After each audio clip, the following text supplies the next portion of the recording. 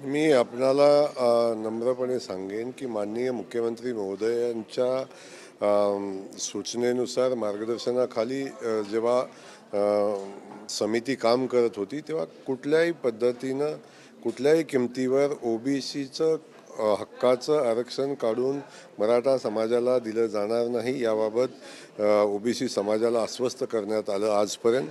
आणि खास करून मी पुन्हा सांगेन तुम्हाला की ओबीसी समाजाचं आरक्षण सुरक्षित करण्यासाठी माननीय मुख्यमंत्री महोदयांनी खूप मोठा संघर्ष केलेला आहे आणि खूप मोठं किंमत पण त्याची मोजलेली आहे.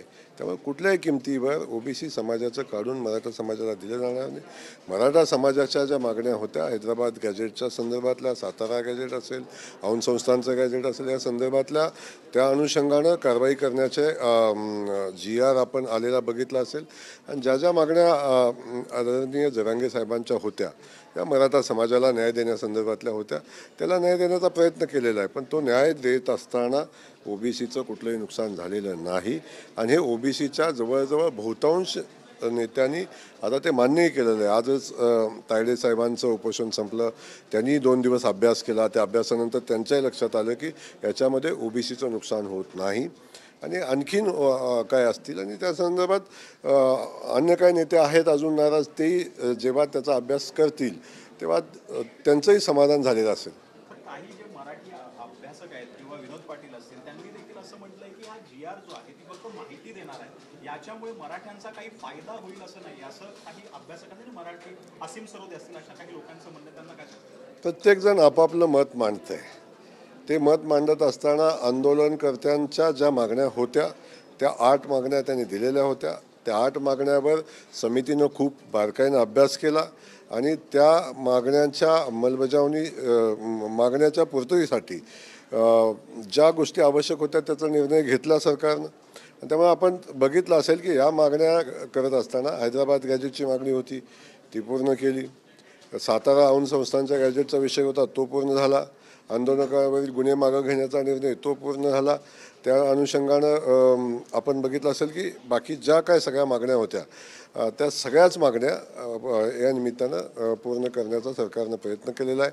आणि जेव्हा तो GR दिला, आदरणीय जरांगे साहेबांना दिला, तेव्हा त्यांचे अभ्यासक समोरच बसलेले होते, त्यांचे वकील होते, अभ्यासक होते. या सगळ्यांनी त्याचा अभ्यास केल्यानंतर त्यातल्या प्रत्येक शब्दावर चर्चा झाली आणि चर्चा झाल्यावर तो GR फायनल झाला आणि तो GR दिलेला आहे. त्यामुळे असं म्हणायचं कुणाला आता वाटत नाही की असं कुणी म्हणावं आणि आता कुणी वेगवेगळी मतं व्यक्त करावी. ज्यांनी GR बघितलाच नाही, ह्या प्रक्रियेतच नव्हते, ते बाहेर बसून जर म्हणले तर अन्याय झाला. त्यामुळे काही लोकांना हा प्रश्न जिवंत ठेवायचा आहे. ओबीसी आणि मराठा समाजाचं युद्धही त्यांना लावायचं आहे आणि कायम सरकारला किंवा या लोकांना भांडत ठेवून आपलं पोळी भाजायची आहे अशी काही लोक सातत्याने या गोष्टी बोलत राहतील. सर, आता पत्रकार परिषद झालेली आहे प्रकाश आंबेडकरांची, त्यांचं असं म्हणणं आहे की भाजपनं जो हा GR काढला तो बेकायदेशीर आहे, कारण की सुप्रीम कोर्टाने आधीच सांगितलं की मराठा आणि कुणबी एक नाही, कुणबी हा व्यवसाय आहे. त्यामुळे भाजपनं हा GR काढून अनेक म्हणजे पक्षी मारलेले आहेत एका दगडात आणि हा बेकायदेशीर GR.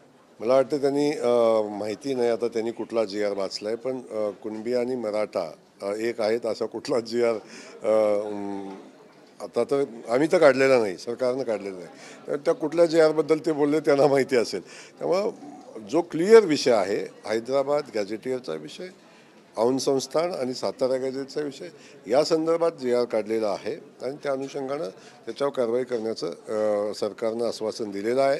आणि त्या अनुषंगानं मराठा समाज बांधवांची जी मोठी मागणी होती त्या मागणीला न्याय देण्याचं काम केलेलं आहे. तेव्हा 8च्या 8 मागण्यावर चर्चा झाली. त्यातली एका दुसरी मागणी ज्याला काही मुदत दिलेली आहे. बाकी जे आंदोलनात जे मृत पावलेले आपले आंदोलक आहेत त्यांना नोकरी देण्याचा निर्णय असेल, त्यांना नुकसान भरपाई देण्याचा निर्णय असेल, हे सगळे निर्णय झालेले आहेत.